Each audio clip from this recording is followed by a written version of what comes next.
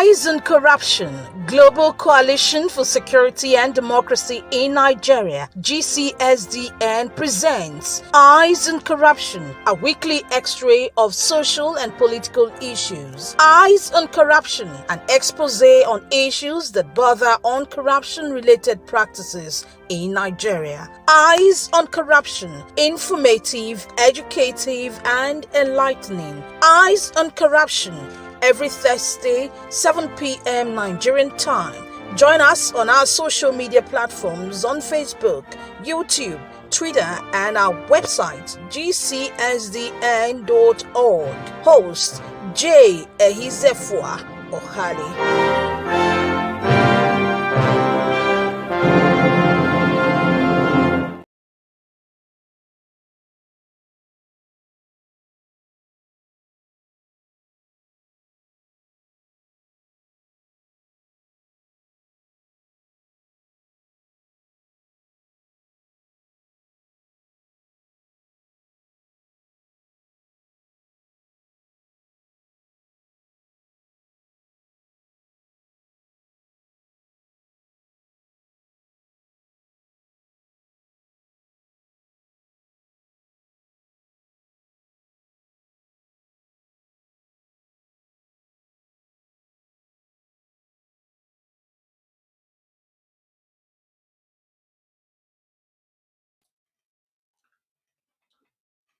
Hello, sorry, there was a technical issue and it's been resolved. Once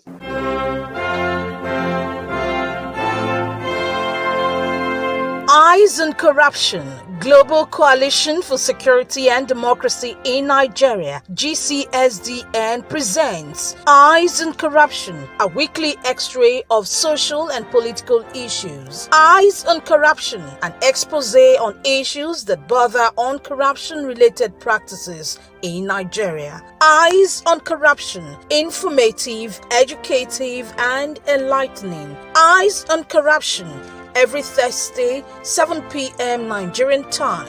Join us on our social media platforms on Facebook, YouTube, Twitter, and our website, gcsdn.org. Host, J. Ehizefua Ohali.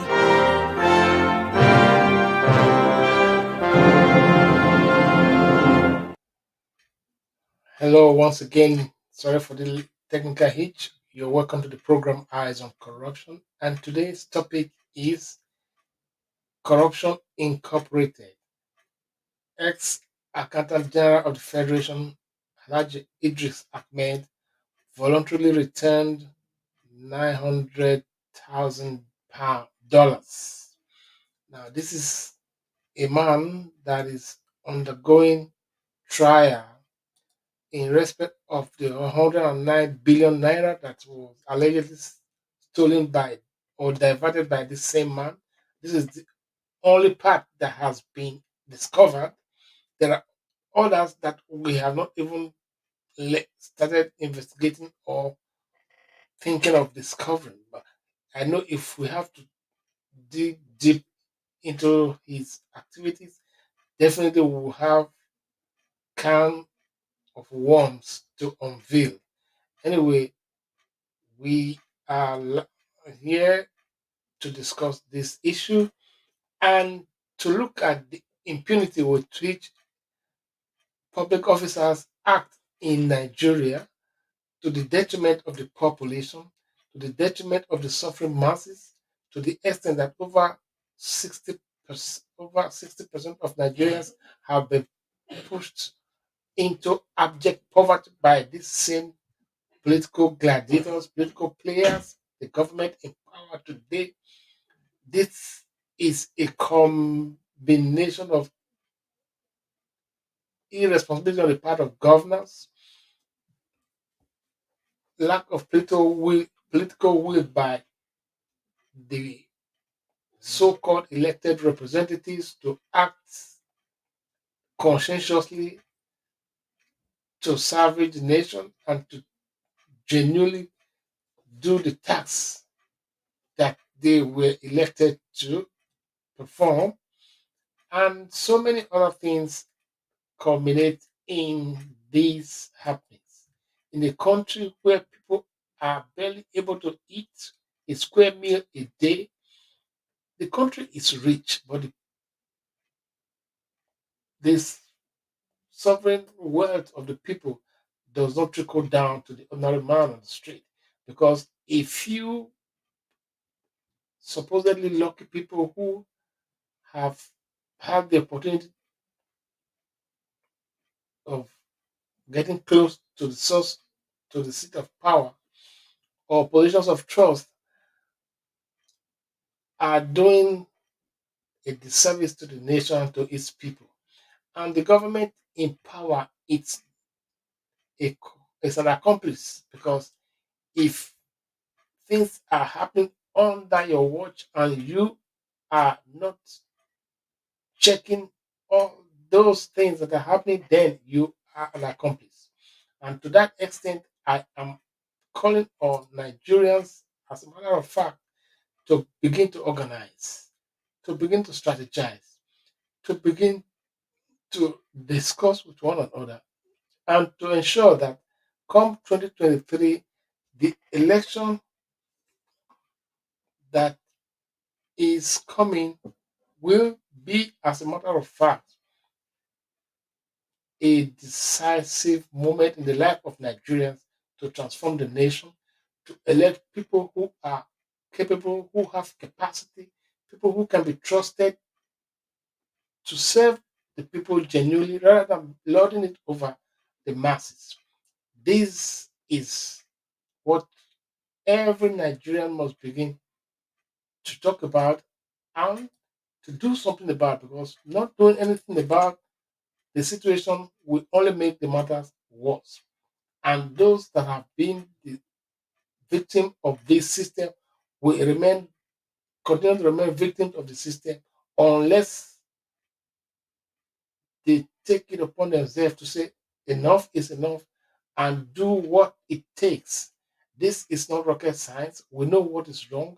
We know what we can do to change this narrative and to change the status quo. But we are not willing to make that one-time sacrifice. That is why we are continuing in this circle of irresponsibility on the part of governance, on the part of the government. And a nation gets the kind of government it desires, it deserves. So if we actually genuinely desire idiots and sycophants to lord it over us, we will continue together. But the opportunity is presenting itself now in the 2023 election for people of genuine passion to rebuild a nation, to come up, fold your sleeves, go to work, and ensure that come 2023 we'll bequeath a new nation to, to ourselves and to our children. We'll bequeath a new nation where people of competence, people of character, people with conscience, people who can be trusted are only those that are elected or allowed to gain access to elected positions. And that is the reason why I am calling on all Nigerians at this point in time, those in the diaspora, those in the country. We all have a stake in that country, Nigeria, and we must unify our efforts to ensure that we come to the rescue of our nation. A nation of over 200 million people is not is a formidable market for development. It's a formidable market for transformation. Unless we begin to realize this and act in accordance to lay down principles that engenders good results, we can never change the system, nor can we change the situation for the better. And so, ladies and gentlemen, this is a clarion call on all Nigerians, home and abroad, big and small, rich and poor, to ensure that we take the bull by the horn this time around. We must not allow thieves who have stolen us dry to come back and push themselves on us with their money by throwing money on the poor, using weaponizing poverty to ensure that they continue to grab a hold to the nation and to its jugular vein. The jugular vein of the nation is in the hands of these people, and we must extricate the nation from the hands of these money bags, corrupt politicians, die-hard and evil-minded personalities that want to strangulate our nation to death. Nigerians must wake up. We cannot continue to live in a situation and wish the problems away. We cannot continue to live like this and wish the problem away. In the case of Idris Abba, who has returned $900,000, the court also heard how 84.7 billion was taken from the $2.2 billion due to be paid to the 9 oil producing states and shared among some senior government officials. And these are revelations coming up, and the government of the day is not taking a drastic and a draconian solution to these problems. It is also said that an official of the EFCC, Hayatudeen Ahmed, disclosed this while testifying at the trial of Idris and 3 others in the court in Maitama district in Abuja, Federal Capital Territory. These are facts and not just wish, not just insinuations. These are facts that are being corroborated by witnesses, by participants in these nefarious acts, and in other crimes like in the in Asia, such persons would have been tied to the stake and killed, or even beheaded in some Arab countries. But we are having a field day because people like this, they still with impunity and still brandish this word on us, on our faces, without consequences.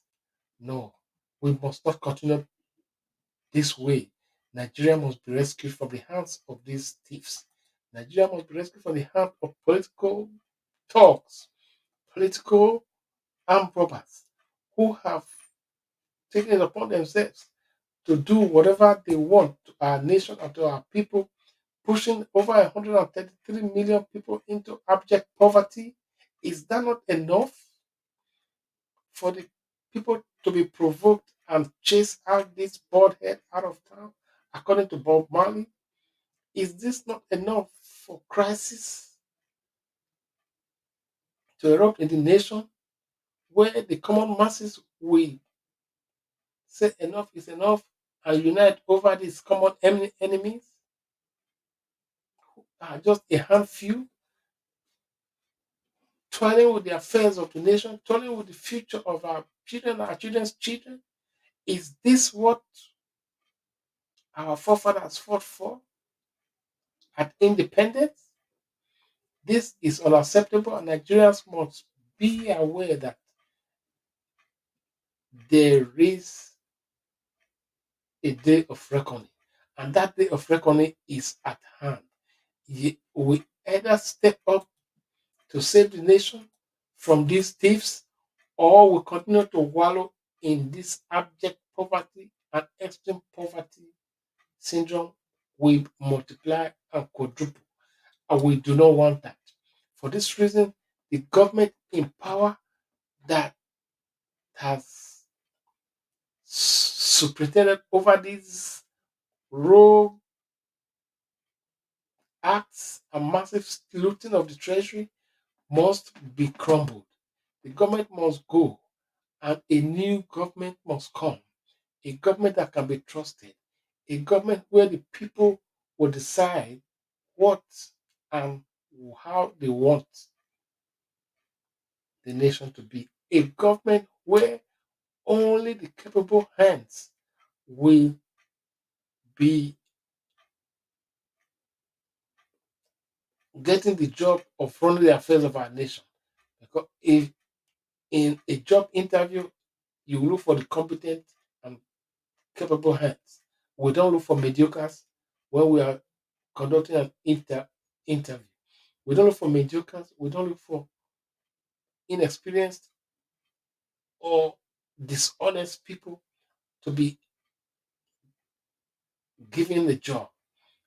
In like manner, in Nigeria as a nation, we must begin to source for people who are capable, who are experienced, who can do the job.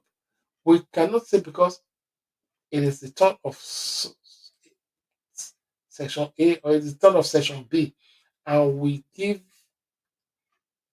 the mantle of leadership to a rogue or to an armed robber or to a drug pusher or to a drug baron. No, that is not it. We give the job to who is capable, who has proven to be a capable person, and who has proven to be a trustworthy person, and who has proven to be such that the people can trust. We can profile, we can look at the profiles of every of the presidential candidates and every of the local government candidates and every of the states as well as national candidates to the respective elective positions. We must begin to scrutinize, ask questions, engage them on what they are going to do to change the status quo, on how they think they can change the system and make life more decent to live as people in our nation. So that this brain drain we are experiencing will become a thing of the past. So that Nigeria will begin to give a sigh of relief and live in a country confident and reassured that the nation will cater for their needs. A country where there will be social justice, a country where equity, fair play, the better reward for better pay, for better job done. These and all of the good things of life are what we expect to have as a nation. Come 2023, go and get your PVC to be able to exercise that man, to be able to exercise that right and give your mandate to who is competent, who can be trusted to lead the nation out of the woods. We are still in the woods. We must be led out of the wood. And it can only take a genuinely passionate leader, not a ruler, a genuinely committed person who has the political will, the social will, and the determination to see to it that the status quo does not remain. And that is the reason why we are all inconveniencing ourselves to ensure that we reach out to the nooks and crannies of our nation through social media, through direct contact with people, organizing, strategizing to ensure that people are well enlightened before the 2023 election so that they will be able to make informed decisions towards bringing a total turnaround in the governance of our nation for the better. And that is the reason why we are calling on all well meaning Nigerians, wherever they are, people who have the fear of God in them, people who are touched by the fact that Nigeria is crumbling, must wake up to this clarion call to rebuild our nation from its ashes. This is not acceptable. We must not continue to suffer in pain and penury because we have abdicated our responsibility of demanding good governance, of working towards establishing a good governance in Nigeria. This is our clarion call. Nigerians must rise to the occasion, and this must stop. We'll be going on a short break, and I'll leave you with this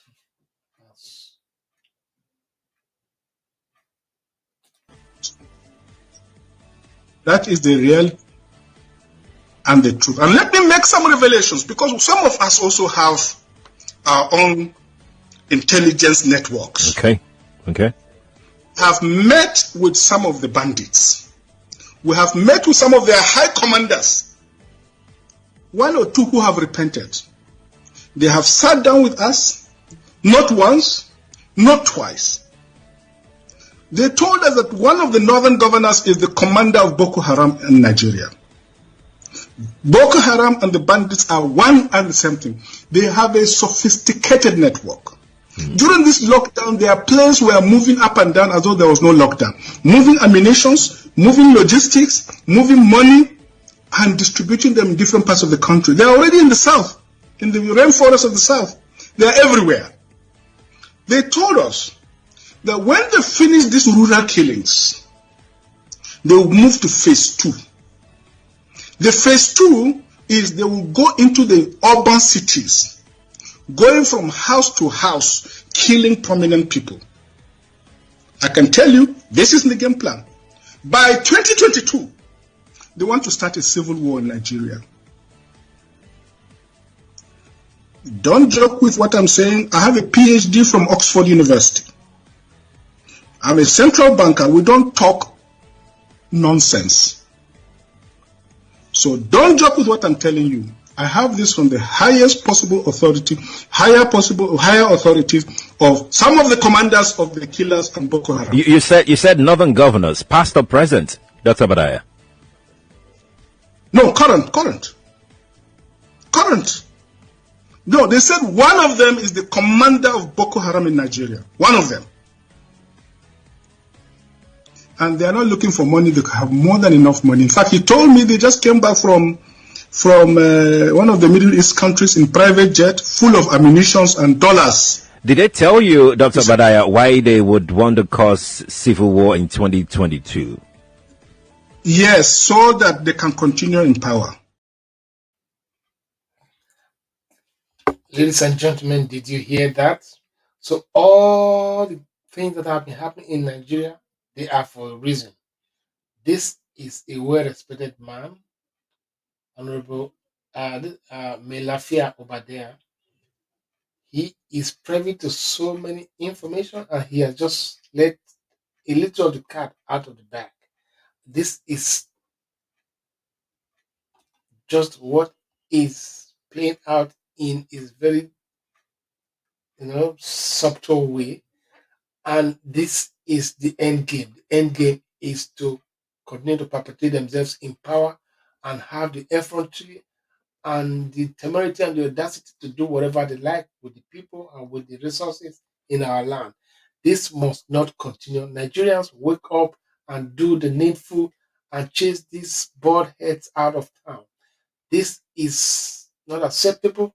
A sitting governor is a leader of the group, is a leader of the terrorist group. We have had so many information from different quarters, and this is the situation. Nigerians, you must be wise. Prepare yourself for what is to come. This is going on. This is why the massive looting and stealing has been unchecked. This is why lopsidedness in appointments are unchecked, and nobody can confront these situations because they know they have their game plan and they are going and prosecuting their game plan according to their plan. Nigerians, wake up. We must not allow this to happen. A sitting governor is said to be a commander of Boko Haram, and they're going to wage war in this 2022. God forbid this will not happen. We must resist this at all costs. That is why somebody can steal over 109 billion and still be appearing in court as a king, as a power broker. This is and nothing, and as an untouchable, and nothing is going to happen. These court cases are just jamborees and chariots. This is not how it should be in a country of our birth. We must stand against these things. we must begin to sensitize our people to the extent that everybody will be knowledgeable and better informed to do the needful at the appointed time. Nigeria is grinding to a halt. We are approaching the precipice, and only God and our determination can save us. Only God and our determination can unite us to fight these common enemies. Enemies of Nigeria are not sleeping. They are making our nation dry. They are strategizing and doing everything to perpetuate themselves in power at all costs. And some of us in the south and the west are sheepishly following these people blindly without knowing their end game. Their end game is to continue to perpetuate themselves in power and subject you to a subhuman condition with the power that they are wielding. This must stop. Nigeria belongs to all of us. No one is more Nigerian than the other. We must take the determined stand to right the wrongs and build a united nation where no man is oppressed.